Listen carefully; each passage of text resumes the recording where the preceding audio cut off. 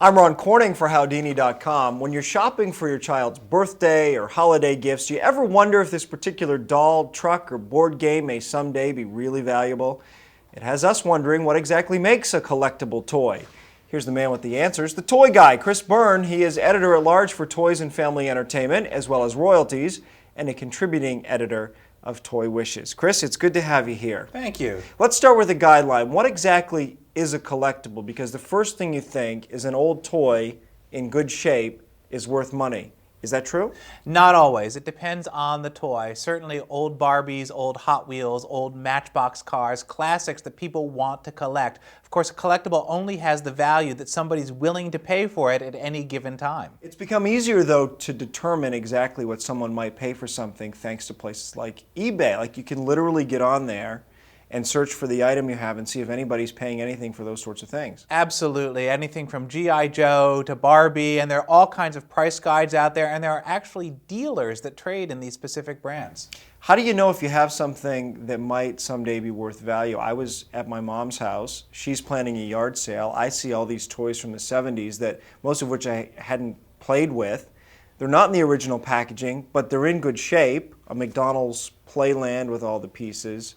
Weebles, the Pirate Island, the Haunted Mansion. I mean, what is that stuff worth? Anything at all? Well, it's certainly worth something if somebody's willing to pay for it. It has to be in good condition. It doesn't always matter if you've got the original packaging, but you've got to find the right person to buy it, the right person who will, say, put it in their shop and perhaps take it on consignment. How about timing, though? I'm thinking when McDonald's celebrates a big anniversary, it might be worth more than it is now. We've got this Care Bear here. It's a 25th anniversary edition.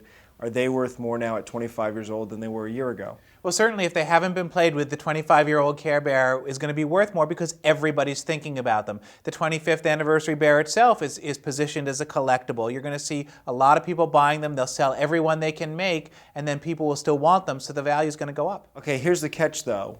I would think you shouldn't be buying toys for your children hoping they'll be collectibles, because what do they know about keeping stuff in the package? They want to play with the stuff. Well, absolutely. If you're buying a child a toy, the last thing you want to do is say, here's a toy, we're going to put it on the shelf and you can look at it. What fun is that? If you think something's going to be collectible, should you buy one for your child and one for yourself? Well, definitely. I mean, if you want to be the collector, that's great, but your children should have the fun of playing with the toys. How do we know when somebody puts on packaging special collector's edition that that's really what it's going to become? We don't know how many of those they've manufactured. Well, that's true, and Barbie is a great example. A 1959 Barbie in mint condition is worth thousands of dollars because so many little girls played with them. In recent years, they have put out a lot of collector's editions. A lot of people bought them. 20 years from now, you're going to see a lot of them on the market, so the price is not going to be huge. Another interesting part of collecting relates to those of us who work in the media. These press kits that are sent out for movies, for movie junkets, stuff they hand out to reporters when they interview celebrities.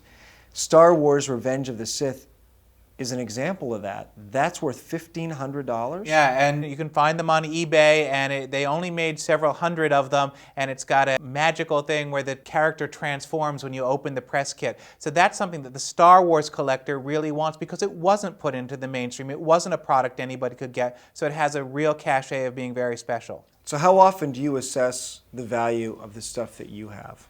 Not that often. I buy it because I like it, and that's really any collector should buy things because they want to have it. It means something to them, not necessarily as a hedge against a financial future. What's the difference between a packrat and a collector? $1 million. Right, probably. A collection's worth something. A collection's worth something. Packrat has junk. Exactly. All right, all right. Chris Byrne is the editor-at-large for Toys and Family Entertainment, as well as Royalties. Chris, thank you. Thank you. He's also a contributing editor of Toy Wishes. And I'm Ron Corning for Howdini.com.